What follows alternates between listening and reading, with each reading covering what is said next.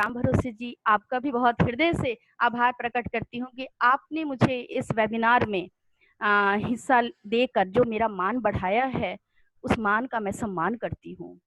और आज का जो विषय है, विषय तो बहुत ही व्यापक है विषय, और जिस संक्रमण से हम आज गुजर रहे हैं, और शायद इसी तरह के वेबिनार ने हमको ये संबल प्रदान किया है कि जो हम प्रतिकूल परिस्थिति में भी आगे बढ़ते जा रहे हैं और जो तत्कालीन परिस्थितियां हैं उनसे निकलने का प्रयास कर रहे हैं। तो बहुत ही सभी आयोजक संयोजक सभी को मेरा नमस्कार है, और जितने भी लोग जुड़े हैं उन सभी को मैं बहुत धन्यवाद देती हूँ कि आप इतने समय तक धैर्य रखकर कार्यक्रम सुन रहे हैं। और मैं भी लगातार 3 बजे से बैठी हूँ।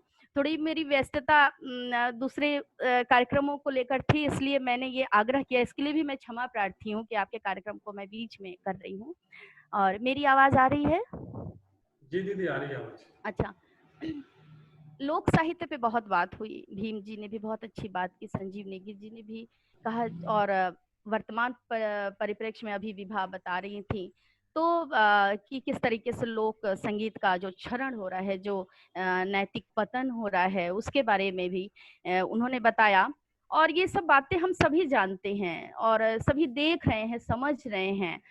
तो आज और ऐसा तो मुझे ये लग रहा है कि जैसे संस्कृति का एक महाकुंभ होता है, कि विभिन्न प्रदेशों की, आप समझिए गोवा से भी, साउथ से भी, गढ़वाल से भी, आप इतने लोगों का, और गुजरात से जो गाकर बताया बहुत अच्छा। तो ऐसा लग रहा है कि यही तो लोक संस्कृति का उत्सव है, यही तो लोक संस्कृति का उत्सव है, जिसमें हम जीते हैं, जिसमें लोक जीता है, जिसमें लोग जीते हैं, और इसी संस्कृति से हम अपने आप को तरोताजा महसूस करते हैं। ये लोक संगीत की सबसे बड़ी विशेषता है।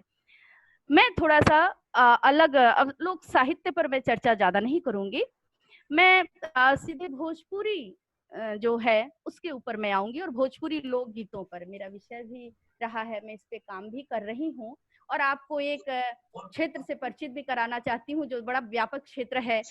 भोजपुरी, जैसा कि आप जानते हैं कि भोजपुर से इसका संबंध है, बक्सर सब डिवीजन के पास, डुमरांव के पास नैका भोजपुर, पुरनका भोजपुर से इसका संबंध राजा भोज से माना जाता है। और वहां से यह निश्चित भोजपुरी बोली, जो आज देश में नहीं विदेशों में भी बड़े अच्छे से वहाँ पे, चाहे वो मॉरिशस हो और फिजी हो, गुयाना हो, ट्रिनिडाड हो, दक्षिण अफ्रीका हो, रशिया हो, सब जगह ये बोली देश के अलावा विदेशों में भी है। और देश में तो पूरा बिहार, पूर्वी उत्तर प्रदेश, हम ये पूरा बेल्ट भोजपुरी। हाँ, क्षेत्रीय बोलचाल की भाषा के कारण जरूर स्थान परिवर्तन से थोड़ी बहुत जो लोक भाषा का जो बदलाव है, शब्दों का बदलाव है, टोन का बदलाव है, वो आता रहता है। तो लेकिन फिर भी उसका भाव एक ही है। और कहा जाए तो हर प्रदेश की लोक संस्कृति का मूल भाव एक ही है। चाहे हमारे शब्द बदल जाते हैं, हमारी भाषाएं बदल जाती हैं, लेकिन हमारा भाव नहीं बदलता है। जो भाव लोक संस्कृति में है, जो भाव इन लोक गीतों में है, वो नहीं बदलेगा, वो वही रहता है, क्योंकि हम लोग हैं, हमारा भाव तो एक ही है, चाहे कहीं भी हम निवास करें। तो भाव हमारा एक है, और वही भाव हमारे हर जगह के लोक गीतों में मिलता है। वहां की संस्कृति का प्रभाव उन लोक गीतों पे रहेगा। जहां जहां की संस्कृति है, हर प्रदेश की, हर क्षेत्र की लोक संस्कृति का प्रभाव उन लोक गीतों में रहता है। और जैसा कि हमारे विद्वानों ने कहा कि हमारे लोकगीत क्या हैं, हमारे जो समाज है, हमारा जो लोक है, उसके मुंह बोलते चित्र हैं। यानी कि उस समाज की हर कार्य विधि, चाहे वो हर्ष हो या शोक हो या दुख हो या सुख हो, विषाद हो या आर्थिक संघर्ष हो, सांस्कृतिक उत्थान पतन हो, जो भी हो, या सामाजिक राजनीतिक चेतना हो, सबका हमको रूप उन गीतों में मिलता है। तो ये केवल गीत नहीं है, ये हमारे केवल गीत नहीं है, ये तो हमारे पूर्वज हैं। आप समझिए, ये हमारा अतीत है। और जब हम इन लोक गीतों को सुनते हैं, इसका गहन विश्लेषण करते हैं, तो हम अपने आप को जानते हैं, स्वयं को जानने का प्रयास करते हैं। और ये गीत हमें एक पूर्वज की तरह हमारा संरक्षण करते हैं। हमें अपने जो संदेश हैं, अगर उनको हम देखें, तो आप देखिए आपका जीवन कितना सरल, कितना कठिनाइयों से रहित और कितना ऊर्जावान हो जाएगा। एक एक चीज की जो बात है इन लोकगीतों में हमें दिखाई देती है। तो ये लोकगीत केवल गीत नहीं है, ये हमारे जीवन की झांकी है, हमारी लोक संस्कृति का ये उत्स है। हमारी लोक संस्कृति को प्रस्तुत करते हैं, हमें प्रस्तुत करते हैं, हमारे तत्कालीन स्थिति को प्रस्तुत करते हैं, और हमें एक पुराने का आग्रह भी रखते हैं और नए को भी लेकर अपने में चलते हैं और हमें नई राह दिखाते हैं। परंतु पुराने से हमें छूटने नहीं देते हैं, हमें जड़ों से उखड़ना नहीं छोड़ते हैं। और सबसे बड़ी बात होती है ना, अभी विभा ने जैसा कहा कि हम लोकगीतों को इस तरीके से देख रहे हैं कि अश्लीलता, और वाकई अगर भोजपुरी का भी हम कहें तो लोग इस तरीके के आजकल गाने आ रहे हैं कि आप उनको देखकर भोजपुरी को ऐसा ही समझते हैं, शिष्ट जो समाज है वो सारे अनपढ़ लोगों का, ये तो बड़ा अश्लील। तो ये बनाया किसने है अश्लील? ये उन लोगों ने बनाया है जिन्होंने भोजपुरी लोकगीतों के सौंदर्य को जाना ही नहीं है, उसके बारे में समझा ही नहीं है। आप बताइए, जब हम भाषा से अनभिज्ञ हैं, जिनको भोजपुरी भाषा या अन्य भाषाएं जो भी हो, चाहे तमिल हो, तेलुगु हो, गढ़वाली हो, गुजराती हो, अगर आपको भाषा का ज्ञान नहीं है तो आप उसके गीत के भाव से कभी जुड़ नहीं पाएंगे।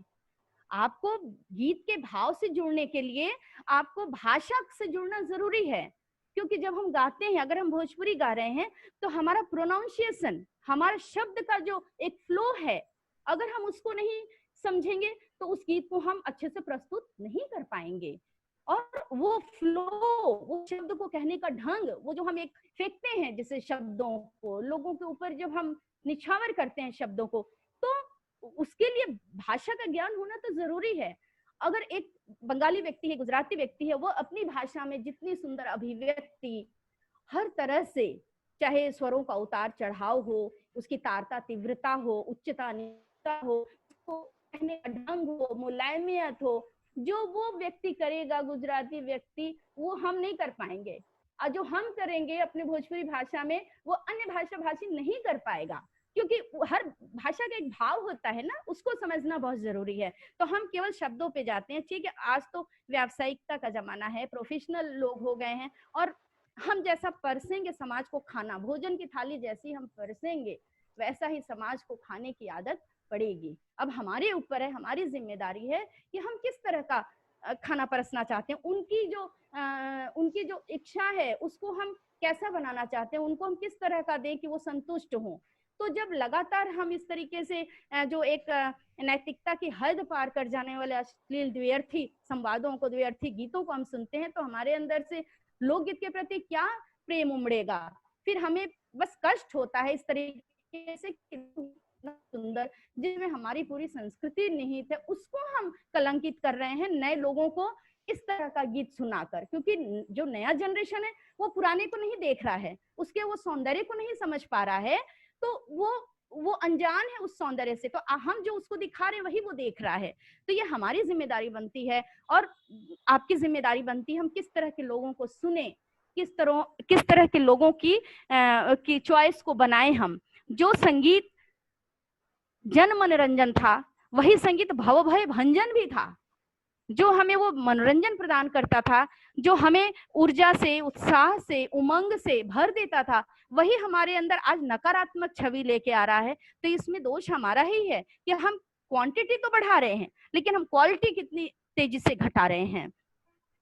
आज मैं भोजपुरी लोकगीतों की बात करूंगी, और भोजपुरी लोकगीतों में क्रिएशंस ले, पंडित राम नरेश त्रिपाठी हो, या दुर्गा शंकर प्रसाद मिश्र हो, कृष्णदेव उपाध्याय हो, कृष्णदास हो, या फिर आपका श्रीधर मिश्र है, या सभी लोगों ने, देवेंद्र सत्यार्थी हैं, बहुत लोगों ने कार्य किया। उस कार्य को हमको कहते हैं ना कि पूर्वजों की कही हुई बात को आगे बढ़ाना, उसको अनुपालन करना, अनुशीलन करना भी हमारे नए लोगों का ये कार्य है कि उन्होंने जो बातें कही हैं उसका गहन विश्लेषण करें, और उनकी बातों के पीछे हुए जो मौलिक संदेश है, उन गीतों के पीछे हुए छुपा हुआ जो उसका मान है, उसको हम कितना बनाए रखते हैं, और इस परंपरा को आगे अपनी पीढ़ी तक कितना हम आगे लेकर जा सकते हैं। भोजपुरी कहे तो ये आप समझिए कि लोक साहित्य की विधाओं में, वाचिक और मौखिक विधाओं में आप समझिए भोजपुरी लोकगीतों की सबसे ज्यादा संख्या है। 50% से भी ज्यादा हमें यही विधा उपलब्ध है, और पीढ़ियों से हमारे शिशु पीढ़ियों से हमारे जो लोगों को ये मिल रहा है। मौखिक परंपरा में बड़ी बूढ़ी बुजुर्ग महिलाओं के कंठ में जो सुरक्षित है, वो आगे की पीढ़ी को मिल रहा है। अब आगे की पीढ़ी का ये कर्तव्य बनता है कि कैसे उन गीतों का संरक्षण करके हम रखें।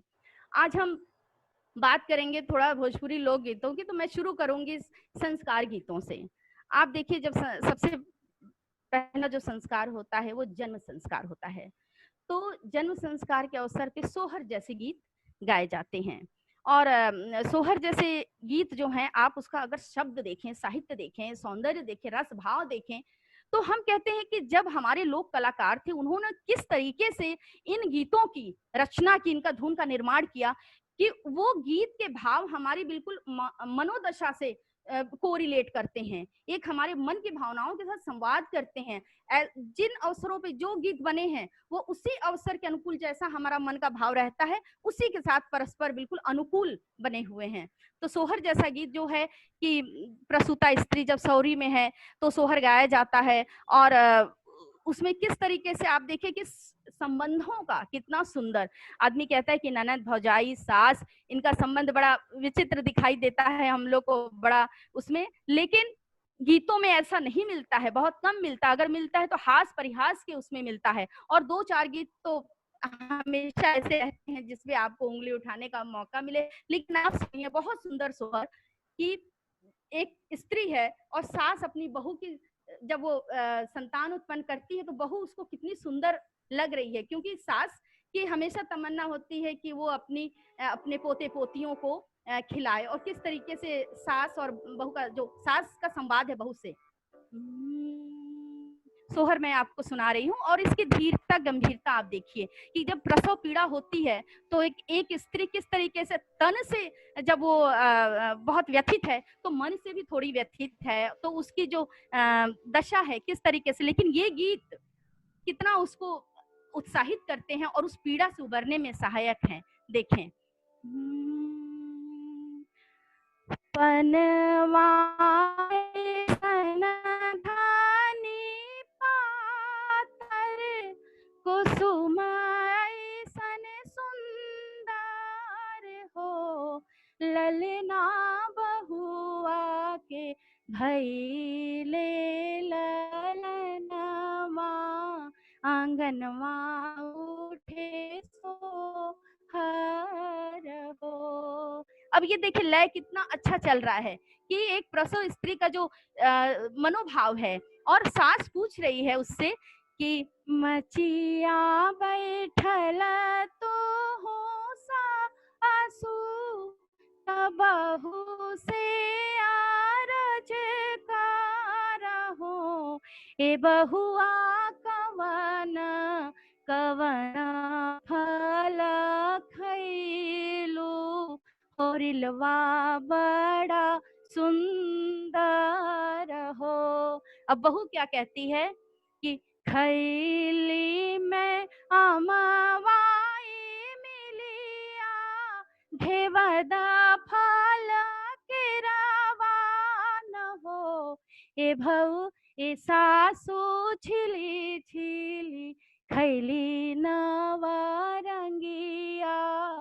होरिलवा बड़ा सुंदर हो। अब इतना सुंदर एक मौलिक संदेश है कि इतना सुंदर अगर संतान उत्पन्न हुआ है तो उसके पीछे क्या कारण है। उसी तरीके से ननद पूछती है कि कौन सा नेम व्रत भौजाई ने किया जिससे इतना सुंदर मुझे भतीजा प्राप्त हुए। तो एक बहुत सुंदर, और सोहर के बाद अब इसकी गति कितनी आप धीमी है कि जो हमें बड़ा ही सुंदर एहसास करा रही है संतान उत्पन्न होने पर जो खुशी है।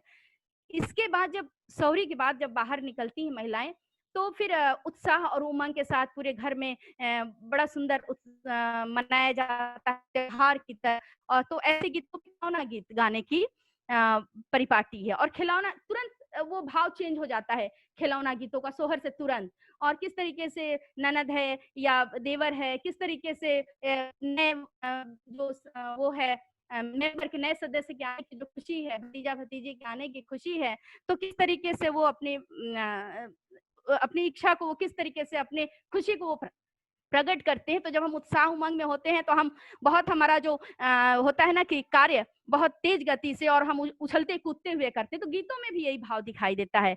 तो उस समय जो गाए जाने वाले गीत थे इस तरीके से कि आंगनवा में खेले गोरी तेरो ललना, आंगनवा में खेले गोरी तेरो ललना, तेरो ललना गोरी तेरो ललना, आंगनवा में खेले गोरी तेरो ललना। अब ये ढोलक की थाप पर पूरा परिवार बहुत ही खुशी और रोमांच से झूम रहा है। तो किस तरीके से एक प्रसव पीड़ा से जो व्यथित जो प्रसूता स्त्री है उसको कितनी खुशी, कितना आनंद मिल रहा है, ये परिवार का एक बहुत सुंदर रोल है इसको बनाए रखने में, उसको ऊर्जावान बनाए रखने में, उस पीड़ा से उबारने में। देखिए, और उसके बाद हम देखते हैं कि हास परिहास का जब आता है तो आप देखेंगे कि नेग लेने का ननद का बहुत बड़ा रोल होता है कि भाई भतीजा हुआ है तो मुझे कुछ ना कुछ चाहिए। तो भौजाई भी कहती है कि ठीक है, वो भी हास परिहास कि ठीक है भाई, मेरे पास जो है मैं वो तुम्हें दूंगी। तो बधावा गीत मिलता है। तो ननद किस तरीके से कहती है अपनी भौजाई से कि रुपया मांगे ननदी लाल के बधाई, रुपया मांगे ननदी लाल के बधाई। तो अब जो बहू है, भौजाई है, वो सोच रही भाई मेरे ही घर का पैसा है तो उसको बचाना है। तो बोल रही है कि 1 रुपया मोरे ससुर के कमाई, 1 रुपया मोरे ससुर के कमाई, अठन्नी ले जा ननदी लाल के बधाई, अठन्नी ले जा ननदी लाल के बधाई। ये देखिए रिश्तों की मधुरता, रिश्तों की मर्यादा, रिश्तों की खूबसूरती कितना सुंदर हमें लोक गीतों में मिलता है। आज तो हम परिवार में रह नहीं रहे, हर व्यक्ति दूर दूर रह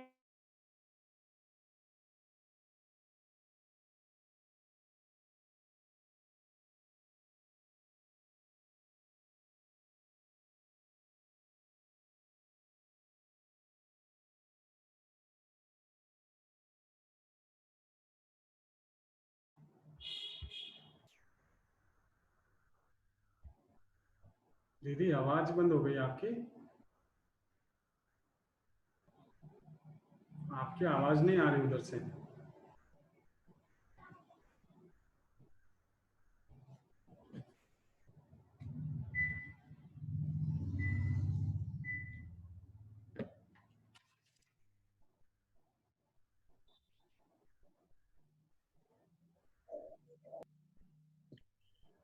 जरा जरा मेरी वीडियो आपने ऑफ कर रखी है, वहां से खोल दीजिएगा।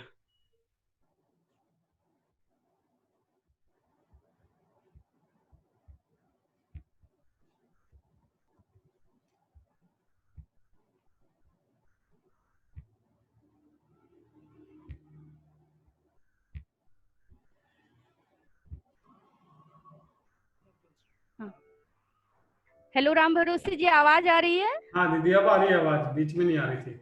जी जी अच्छा, कुछ ब्रेक हो गया था तो मुझे लगा कि शायद आवाज नहीं आ रही है, हाँ स्क्रीन से हाँ एकदम गायब हो गया। जी जी जी, शुरू शुरू कीजिए दीदी, वहीं से शुरू कीजिए। जी अच्छा अच्छा, तो फिर मैं वहीं से शुरू करती हूँ। जी यहीं बैठ कि विवाह गीत चाहे लड़के का हो, लड़के का हो या लड़की का हो, दोनों अवसर पे गाए जाने वाले गीतों का प्रकार भी अलग रहता है और उनका भाव भी अलग रहता है। जब बेटे की शादी होती है तो पूरा परिवार खुश रहता है क्योंकि नया बहू आने वाली है, भाई घर में एक उत्साह का माहौल रहता है। तो जब उस समय गीत गाए जाते हैं तो बड़े उल्लास वाले रहते हैं। जैसे मान लीजिए गा रहे हैं, हे राम ब्याहन आए लखन सह बल्ला बने हैं, हे राम ब्याहन आए लखन सह बल्ला बने हैं, राम के माथे सुनन की मोरी, राम के माथे सुनन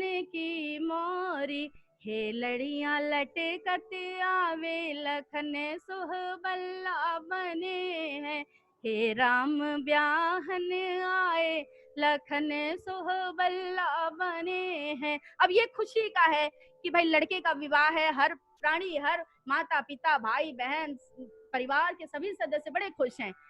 परंतु जब बेटी की शादी होती है तो सारा परिवार एक विचित्र सी पीड़ा से ग्रसित होता है।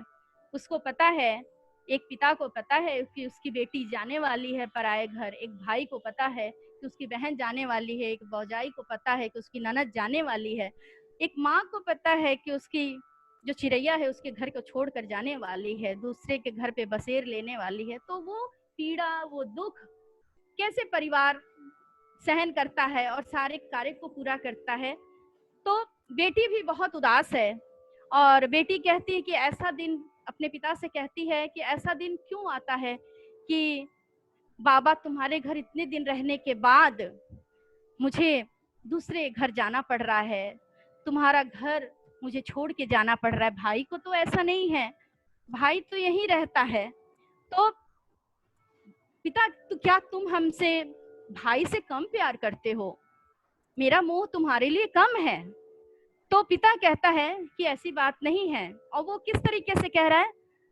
खोरी खोरी दूधवा पियवली बेटी, दही आखियौली छालीदार,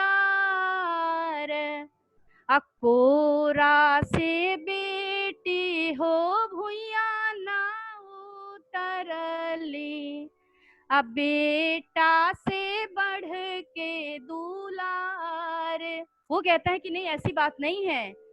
खोरी खोरी यानी दूध को जमा के उसका मलाई निकाल निकाल के मैंने तुमको दूध पिलाया है, जमी हुई जो मलाई है उसका मैंने दही खिलाया है, अपनी गोद कोरा से मैंने तुम्हें कभी भूमि पर नहीं उतारा है, और बेटा से बढ़ के तुम्हें दुलार किया है, ऐसे क्यों कहती हो? तो बेटी कैसे कहती है कि काहे खातिन बाबा दूधवा पियवला हो, दहिया खियवला छालीदार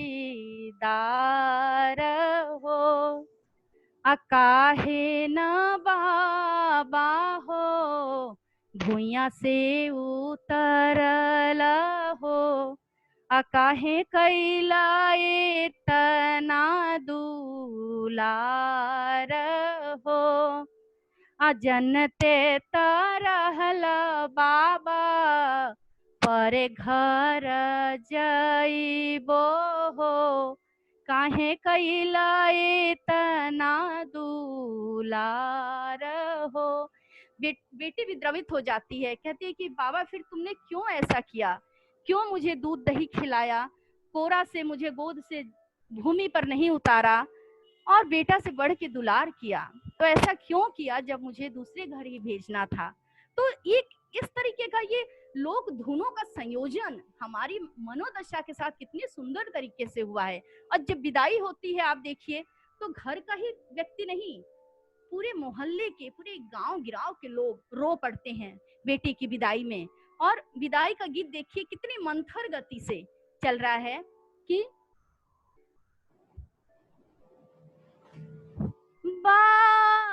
जो विदाई है, जो लड़की की जो मनोदशा है और माता पिता की जो मनोदशा है, उसके अनुरूप देखिए आप गीत का जो अंश है, गीत का जो लय धुन है कि माई के रोवे से नदिया बहत है, बाबा के रोवे बेला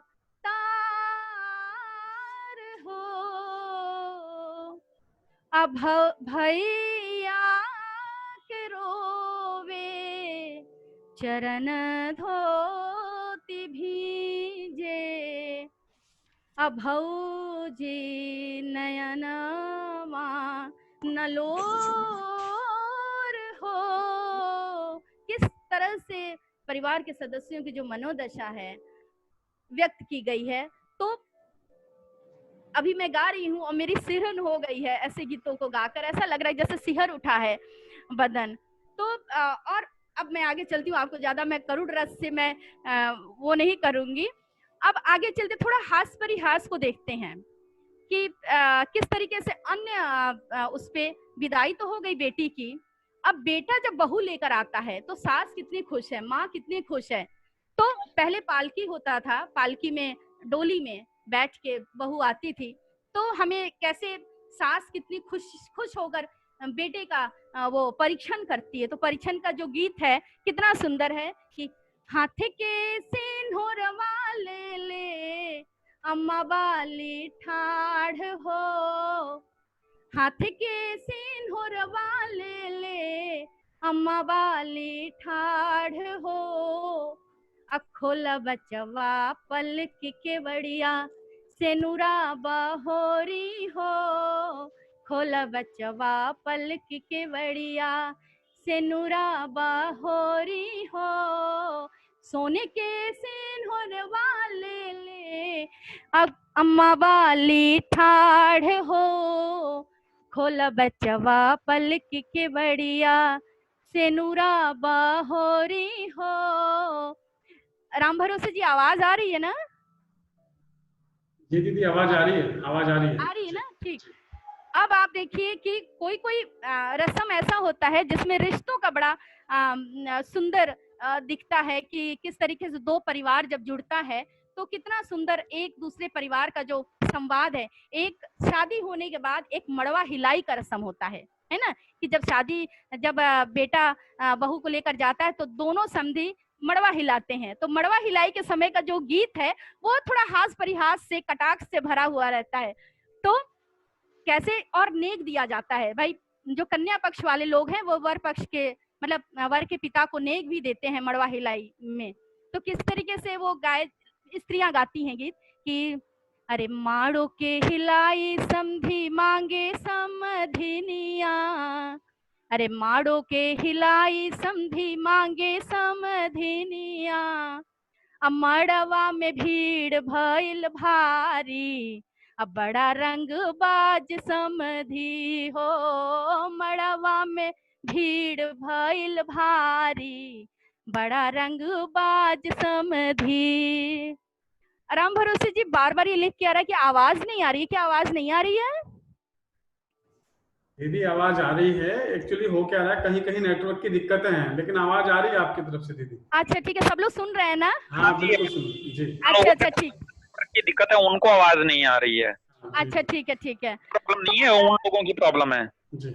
अच्छा, तो इस तरीके से आप देखिए किस तरीके से जब दो परिवार जुड़ते हैं तो कितना सुंदर रिश्तों को बनाए रखने के लिए एक संवाद, इतना नेक लेने देने की जो प्रथा है वो सिर्फ देने लेने से नहीं कोई मतलब है, एक रिश्तों को बांधे रखने की, रिश्तों को बनाए रखने की ये प्रथा सब है कि नेक मांगना और नेक लेना और देना।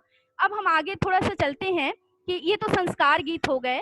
अब हम आगे थोड़ा सा ऋतु गीतों के ऊपर चलते हैं कि किस तरीके से नारियों की जो मनोदशा है वो हमें ऋतु, देखिए ज्यादातर लोकगीत है वो नारी कंठ में सुरक्षित है, नारियों के द्वारा ही गाए गए हैं, क्योंकि जितने भी हमारे संस्कार हैं, ऋतु गीत हैं या व्रत पर्व के गीत हैं, देवी देवताओं के गीत हैं, वो सब ज्यादातर नारियों से रिलेटेड हैं, नारी ही इसके इर्द गिर्द, इस परिधि में नारी ही है। तो नारियों की मनोदशा का बहुत सुंदर चित्रण ऋतु गीतों में देखिए कि कैसे पहले फागुन आता है तो हमारा मन की दशा कैसी होती है, ऊर्जा और उमंग से भरी होती है। तब हम गाते हैं कि होली खेले रघुवीरा, अवध में होली खेले रघुवीरा, एक ये इस तरीके से होता है। या फागुन में उड़े अबीर बोलो सारा रा, इस तरीके से। लेकिन जैसे ही चैत आता है, चैत का महीना जब आता है तो एक आलस्य लिए हुए होता है। मुझे तो आवाज नहीं आ रही है मैडम। हेलो स्नेहलता मैम आवाज आ रही है, आपके उधर कोई दिक्कत हो सकती है। मैम आवाज आ रही है, अब जारी रखिए दीदी। अच्छा ठीक है।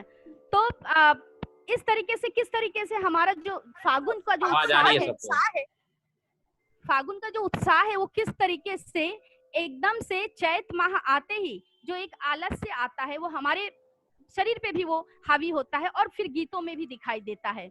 तो फिर उस गीत की जो धुन है, जो लय है, जो उसकी तारता तीव्रता है, बदल जाती है, और शब्द और सौंदर्य भी। किस तरीके से एक स्त्री कहती है कि चैत मास में जब हमारे पिया आएंगे तब हम चुंदरी रंगाएंगे।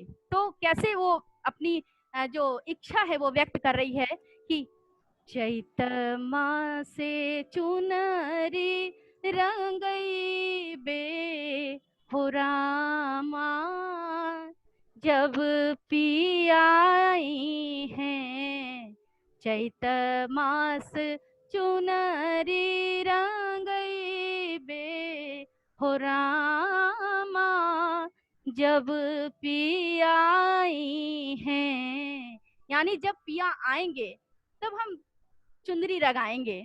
और ऐसी उसकी इच्छा है, ऐसी उसकी एक आकुलता व्याकुलता है कि जो बहुत दिनों से विदेश गए पति नहीं आ रहे हैं, तो सोच रही शायद चैत माह में हमारे पति आएंगे तो मैं चुंदरी रंगाऊंगी।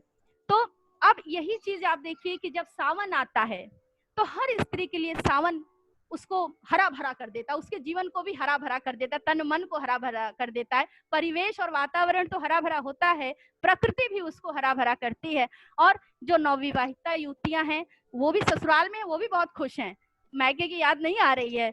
और जो मायके में है वो अपने ससुराल को याद करके पीहर में है लेकिन पति को याद कर रही हैं।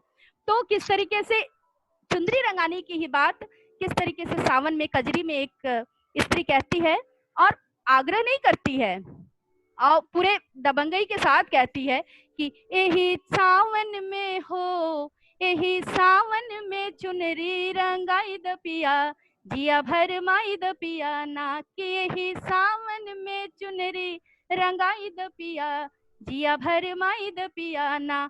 अब पहले चुनरी रंगा दो के धानी रंग रंगाई द, पहले चुनरी रंगाई दो के धानी रंग रंगाई द, ओके आरी आरी गुटवाटा खाई द पिया, जिया भर माई द पिया ना। तो ये एक खुशी का, एक उमंग का जो है वो समय के साथ, ऋतु के साथ कैसे नारी का मनो जो भाव है वो कैसे बदलता है। और वहीं पे एक स्त्री है जो अपने ससुराल में है और भाई आया है उसको लेने। ज्यादातर होता है कि सावन में लड़कियां शादी के बाद अपना पीहर में जाना पसंद करती हैं, क्योंकि बहुत दिनों से वो सावन में पीहर में रह रही थी, तो भाई या पिता जाके लेना चाहता है। परंतु स्त्री नहीं जाना चाहती है, उसको ससुराल का सुख इतना अच्छा लग रहा है कि वो जाना नहीं चाहती है। तो अपनी ननद कहती है कि तुम्हारा भाई आया है लेने, तो भौजाई कहती नहीं नहीं हम नहीं जाएंगे।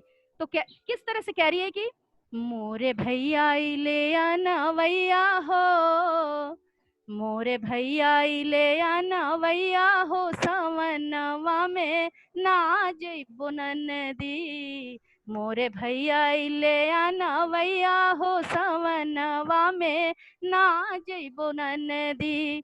सोने की थाली में जेवना परोसो, सोने की थाली में जेवना परोसो, चाहे भैया जेवे चाहे जाए, सवनवा में ना जइबो ननदी। यानी भाई खाना खाए या ना खाए लेकिन मैं उसके साथ सावन में ससुराल को छोड़ के पीहर नहीं जाऊंगी। इस तरह की भी मतलब भावनाएं जो हैं हमें वो मिलती हैं।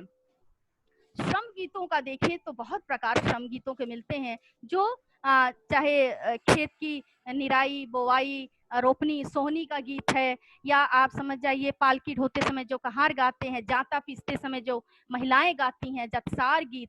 तो इतने श्रम गीत हमें मिलते हैं कि उनका एक अलग वर्गीकरण है। और ये श्रम गीत जो हमारे श्रम का परिहार करते हैं, जब स्त्री थक जाती है कार्य को करते हुए या कोई कार्य अत्यंत श्रम साध्य है, कठिन है, तो उसको किस तरीके से हम हल्का करते हैं इन गीतों के माध्यम से। तो उन गीतों में जो अभिव्यक्ति है महिलाओं की वो भी दिखती है। बहुत सी महिलाएं सामूहिक रूप में फिर गीत गाती हैं, जैसे कौन रंग मूंगवा कवन रंग मोतिया कवन रंग ना, अरे कवन रंग मूंगवा कवन रंग मोतिया कवन रंग ना, नदी तोर बीरना कवन रंगना हो, नदी तोर बीरना कवन रंगना, अरे लाल रंग मूंगवा सफेद रंग मोतिया संवर रंगना, भौज मोर बीरना संवर रंगना। तो इस तरीके से वो अपने, और इन गीतों में आप देखिए कि जो महिलाएं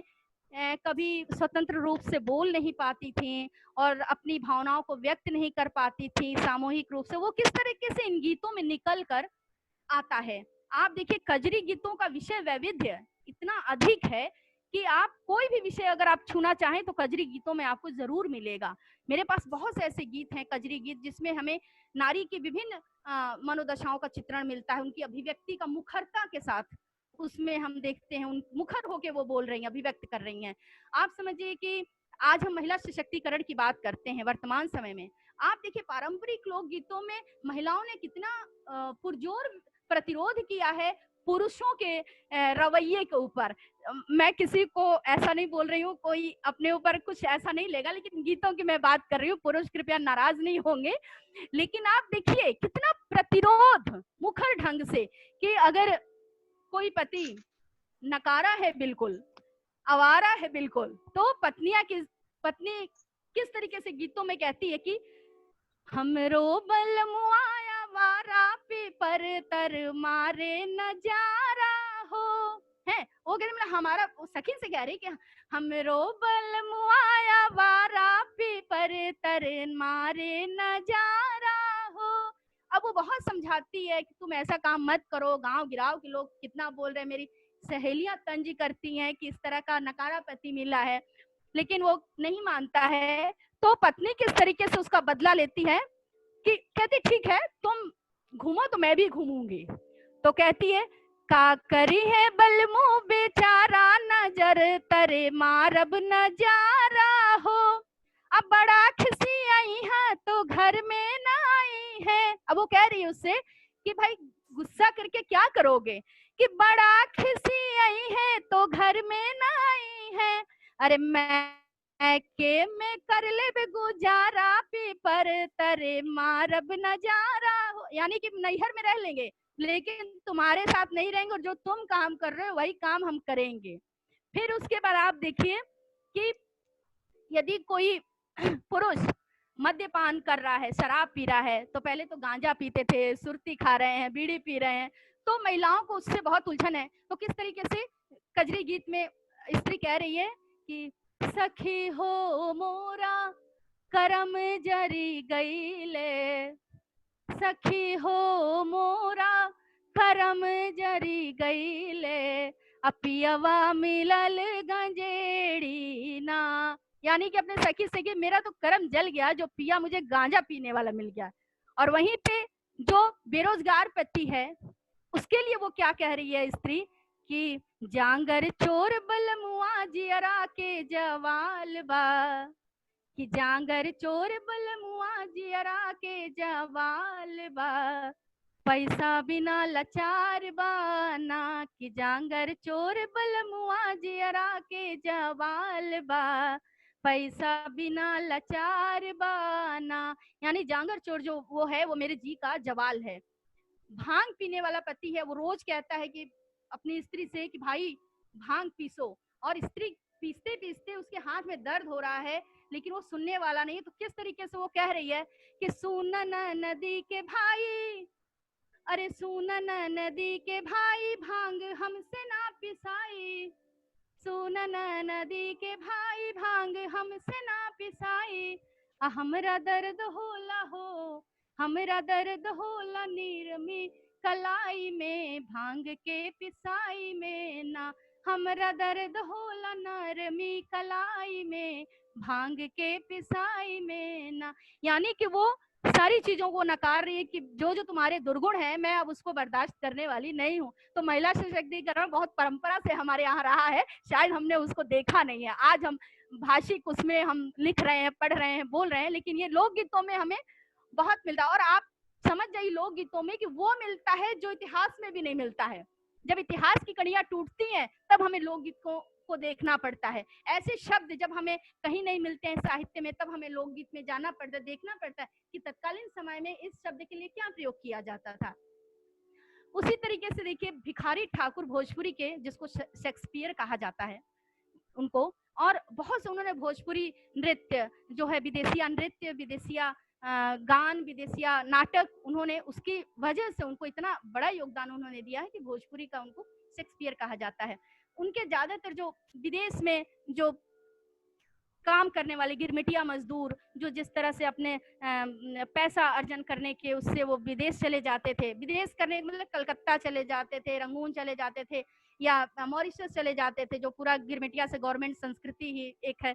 तो किस तरीके से एक वेदना है, जो पीड़ा है जो मन की, कि किस तरह से विदेशिया गीत में है। आप देखिए कि गवना कराई पिया घर बैठवाले की, अपने तो बैठे परदेसरी, अदीनवा गिनत मोरी अंगूरी खियैले की रहिया ताकत नैना था के रे विदेसिया।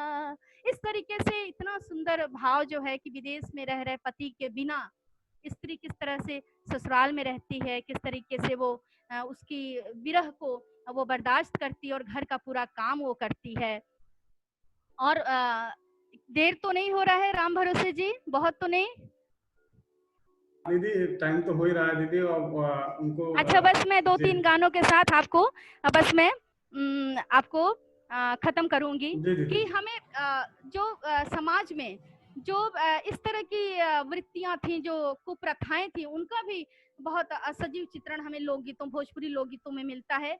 कि जैसे बेमेल विवाह है या बाल विवाह है, उसका किस तरीके से सैया मिले लड़कैया मैं का करूं, सैया मिले लड़कैया मैं का करूं, सैया मिले लड़कैया मैं का करूं, सैया मिले लड़कैया मैं का करूं। 12 बरस की मैं ब्याह के आई, 12 बरस की मैं ब्याह के आई, सैया चले पैया पैया मैं का करूं, सैया मिले लड़कैया मैं का करूं, सैया मिले लड़कैया मैं का करूं। और इसी तरीके से कि संयोग श्रृंगार का आपने देखा, वियोग श्रृंगार के मैंने इतने आपको बताए बहुत जल्दी जल्दी 2-2 लाइन गीतों में। और किस तरीके से संयोग श्रृंगार का बहुत सुंदर वर्णन मिलता है, कहीं की अतिशयोक्ति हो जाती है। तो इस संयोग श्रृंगार के गीत के साथ मैं अपने गीत की बात समाप्त करूंगी कि एक पत्नी है, वो किस तरीके से पति से कहती है कि हमरे झूलनिया के छैया बलम दोपहरिया गवाइल हो, हमरे झूलनिया के छैया बलम दोपहरिया गवाइला हो, 4 राजा गर्मी के दिनवा, 4 महीना राजा गर्मी के दिनवा, टप टप चुवे पसिनवा बलम मुख बेनिया डोलाई हो। इस तरीके से बहुत सुंदर अभिव्यक्ति, बहुत सुंदर अभिव्यक्ति हमें गीतों में दिखाई देती है। मैंने बहुत ज्यादा समय आपका लिया, लेकिन गीतों को गाने में थोड़ा तो समय लगता है। और संगीत लोक गीतों की जो सबसे बड़ी विशेषता है ना, कि उनकी गेयता, उनकी रसात्मकता, उनकी सहजता, उनकी सरलता तुरंत व्यक्ति को अपनी ओर आकर्षित करती है। परंतु इन गीतों के पीछे हुए जो हम तथ्य है, अगर उनका हम अनुशीलन करें, उनको देखें, तो ये चिकित्सकीय रूप से हमें प्रभावित करती है। और ये संगीत जो है अपने आप में जो एक चिकित्सा है, कि ये महिलाएं जो इतने कष्ट में रहकर भी, गांव की महिलाएं सुबह उठकर जाता पीसकर वो किस तरीके से खाना पूरे परिवार के लिए वो आटा पीसती थी, और किस तरीके से वो अपनी पति से दूर रहकर ससुराल में रह रही हैं, किस तरीके से श्रम की पीड़ा है, विरह की पीड़ा है, पीहर से दूर रहने की पीड़ा है, इन सारी पीड़ा का वो गाकर अभिव्यक्त करती थी। और वही उनकी चिकित्सा होती थी, वही उनकी मनोभावना को, वही उनकी मनोदशा को तृप्त करता था, उनको दूसरे दिन फिर सुबह उठकर कार्य करने के लिए उसी श्रम के साथ प्रेरित करता था। तो वो अपना इलाज वो स्वयं करती थी। और आज ये गीत हमसे दूर हो रहे हैं, इसमें कहीं ना कहीं हमारी भी कमी है कि हम उन गीतों के पास जाना नहीं चाहते, उनको समझना नहीं चाहते। और गीतों से दूर होने का मतलब है कि हम अपनी संस्कृति से दूर हो रहे हैं। तो हमें पुरजोर प्रयास करना चाहिए कि किस तरीके से हम अपनी संस्कृति को बचा कर रखें। और इन्हीं बातों के साथ मैं अपनी बात समाप्त करूंगी।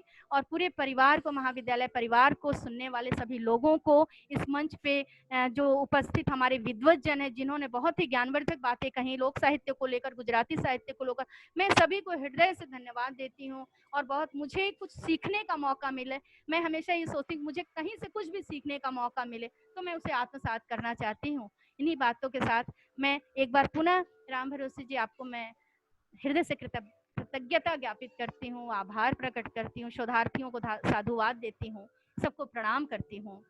धन्यवाद। बहुत बहुत धन्यवाद दीदी। अभी मैसेज भी आ गया है कि ज्योति सिन्हा मैडम के तो वेबिनार एक अलग से किया जाए, उनके भोजपुरी गीतों को लेकर। तो मैम जो चीजें आपने यहाँ बताई और सच में हम कई कुछ जगह तो हम बिल्कुल आंखों से ही बिल्कुल पानी हमारे आ गया, बिल्कुल इस तरह से आपने जिस तरह से शुरुआत की। तो यही संगीत की सफलता है और यही उस गाने वाले की सफलता है कि अगर वो मन में उतर जाए और मन में उतर कर वो आंखों में झलक जाए। तो ये इसके लिए दीदी मैं आपका बहुत बहुत आभारी हूँ। और जिस तरह से मैं भी आभारी हूँ राम भरोसे आपने जी, और मैं समय आपकी दिया। प्राचार्य मैडम से भी मैं कुछ कहना चाहती हूँ कि उन्होंने इतना सुंदर जी। आयोजन जो किया। और आप कभी भी जब सेमिनार का आयोजन करें लोक संगीत पर, आप मुझे बुलाएं, मैं भी आपके विद्यालय में आकर अपने आप को गौरवान्वित महसूस करूंगी। कुछ जी, मुझे जी। कहने का मौका मिले, आपकी संस्कृति से जुड़ने का। ये तो संस्कृति का संस्कृति से संवाद है, स्वयं का स्वयं से संवाद है जी ये दीदी, वेबिनार। बिल्कुल, बिल्कुल। तो मैं जरूर चाहूंगी कि आप जब भी मुझे याद करें मैं जरूर आऊंगी। ये ये तो मेरा हमारा आपसे वादा है। ये तो हमारा अधिकार है दीदी, हम अधिकार से भी आपको बुलाएंगे जी और आप बिल्कुल कार्यक्रम को आगे बढ़ाते हैं। और जी हमारे जी साथ गोपाल शरण जी जुड़ चुके हैं, उनका भी हार्दिक स्वागत है। हरीश शेट्टी सर जी हैं, अगर वो सुन रहे हैं तो उनका भी बहुत बहुत स्वागत है। और ये राजेश जी हैं, राजेश सर हैं हमारे, इनका भी स्वागत है। और गुलाब चंद जी, इनका भी हार्दिक स्वागत करता हूँ। ये सब मेरे आदरणीय गुरुजन हैं। अब महिपाल जी, आपका मैं क्षमा प्रार्थी हूँ, बड़ा इंतजार मैंने आपको करा दिया। और मैं अब हम आपको सुनना चाहेंगे सर कि आप अपने श्रीमुख से वास्तव में गढ़वाली लोकगीतों पे काम करते हुए आपने क्या महसूस किया और किन चीजों को आपने समस्याओं के रूप में देखा। और इतना ही नहीं, आप भावी पीढ़ी से या हम जैसे युवाओं से या हमारे जो शोधार्थी उनसे क्या अपेक्षाएं आप रखते हैं और किस तरह से हमें आगे इस अपने गढ़वाली लोक संस्कृति को बचाने के लिए हमें काम करना चाहिए। तो आदरणीय महिपाल सर, आपका मैं प्रणाम करते हुए आपको बुलाता हूं कि आप अपने वक्तव्य रखिए सर।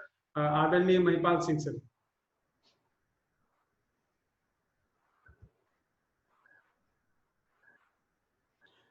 सर अनम्यूट कर लीजिए सर। महिपाल सर अनम्यूट कर लीजिए।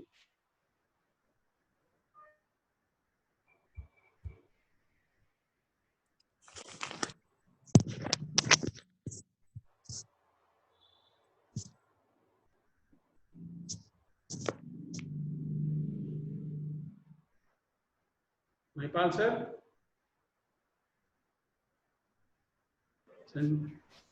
सर आप अनम्यूट कर दो उनको। नहीं, मैंने तो यहाँ से किया है, उनसे हो रखा है वो पहले से। अच्छा,